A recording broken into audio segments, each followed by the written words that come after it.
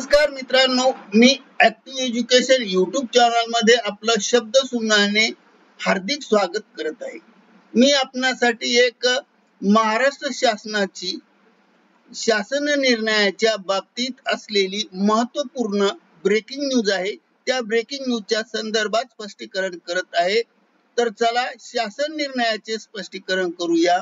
महाराष्ट्र शासन निर्णय GR राज्य कर्मचाऱ्यांच्या पारिभाषिक अंशदान निवृत्ती योजनाबाबत महत्त्वपूर्ण शासन निर्णय निर्गमित GR दिनांक 28 मार्च 2024 रोजी निर्गमित झाला असून या GR चे स्पष्टीकरण करताना टायटल पाहणे आवश्यक आहे। टायटल आहे राज्य कर्मचाऱ्यांच्या पारिभाषिक अंशदान निवृत्ती योजनेबाबत महत्त्वपूर्ण शासन निर्णय निर्गमित GR 28/3/2024। संबंधित बातमी ही मराठी लाईव्ह या पेपरच्या मार्फत या पेपरच्या प्रतिनिधी संगीता पवार यांच्याकडून प्राप्त झाली असून या बातमीचे स्पष्टीकरण पुढील प्रमाणे आहे। सन 2023-24 या आर्थिक वर्षातील पारिभाषिक अंशदान निवृत्ती वेतन योजनेअंतर्गत शिक्षक व शिक्षकोत्तर कर्मचाऱ्यांकरता कर्मचारी हिस्सा व राज्यांचा हिस्सा यावरील व्याज अदा करण्यासाठी निधी वितरित करण्याबाबत राज्य शासनाच्या शालेय शिक्षण व क्रीडा विभागाकडून 28 मार्च 2024 रोजी अत्यंत महत्त्वपूर्ण शासन निर्णय निर्गमित करण्यात आला आहे। त्यानुसार जिल्हा परिषद मान्यताप्राप्त खाजगी अनुदानित प्राथमिक शाळा, माध्यमिक शाळा, उच्च माध्यमिक शाळा व अध्यापक विद्यालयातील 100% अनुदानित पदावरील कार्यरत शिक्षक व शिक्षकोत्तर कर्मचाऱ्यांसाठी पारिभाषिक अनुदान निवृत्ती योजनेची कार्यपद्धती ही शालेय शिक्षण विभागाच्या दिनांक 29/11/2010 रोजीच्या शासन निर्णयानुसार विशद करण्यात आलेली आहे।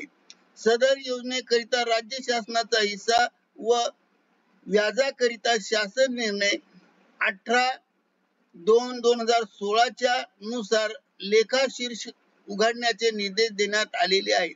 सदर शासन निर्णय हा पारिभाषिक अनुदान निवृत्ती योजनेच्या अंतर्गत सन 2023-24 या आर्थिक वर्षासाठी खालीलप्रमाणे मंजूर केलेल्या अर्थसंकल्पीय तरतुदीत भीम प्रणालीवर वितरित करण्यास मान्यता देण्यात आली आहे आणि या संदर्भाची संपूर्ण राज्याचा हिस्सा आणि केंद्राचा हिस्सा हा शासन निर्णयात स्पष्ट केला आहे आणि त्या शासन निर्णयाचे आपण स्पष्टीकरण करत आहोत आणि त्या पद्धतीनं लेखा शीर्षक उघडून सन 2023-24 करता मंजूर तरतूद व 2023-24 मध्ये वितरित करावयाची तरतूद या पुढील वितरण परिपत्रकात नमूद करण्यात आलेले आहेत आणि त्यानुसार सदरच्या निर्णयानुसार ज्या कर्मचाऱ्यांच्या खाती व्याज जमा करायचे आहे त्या कर्मचाऱ्यांची यादी सोबत जोडण्याची आवश्यकता नसल्याचे नमूद करण्यात आले आहे।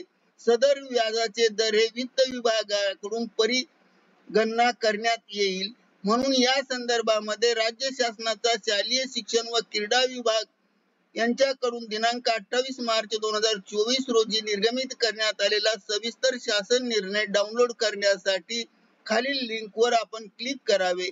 येथे शासन निर्णय दिलेला आहे, ही शासन निर्णयाची लिंक आहे। यामध्ये संपूर्ण माहिती ही देण्यात आली आहे। या लिंक आपण जी आपणास येथे दिसत आहे ही लिंक आपल्या व्हिडिओच्या डिस्क्रिप्शन बॉक्स मध्ये जा, तेथून ओपन करा आणि ओपन केल्यानंतर गुगल ड्राईव्ह ओपन होईल आणि तेथून आपण त्याची PDF घेऊ शकता किंवा तेथून शासन निर्णय वाचू शकता आणि संबंधित माहिती प्राप्त करू शकता। करिता ऍक्टिव्ह एज्युकेशन युट्यूब चॅनलने या संदर्भात सविस्तर माहिती स्पष्ट केली आहे। काही आपणास अडचण आलेच तर त्वरित ऍक्टिव्ह एज्युकेशनशी संपर्क साधावा।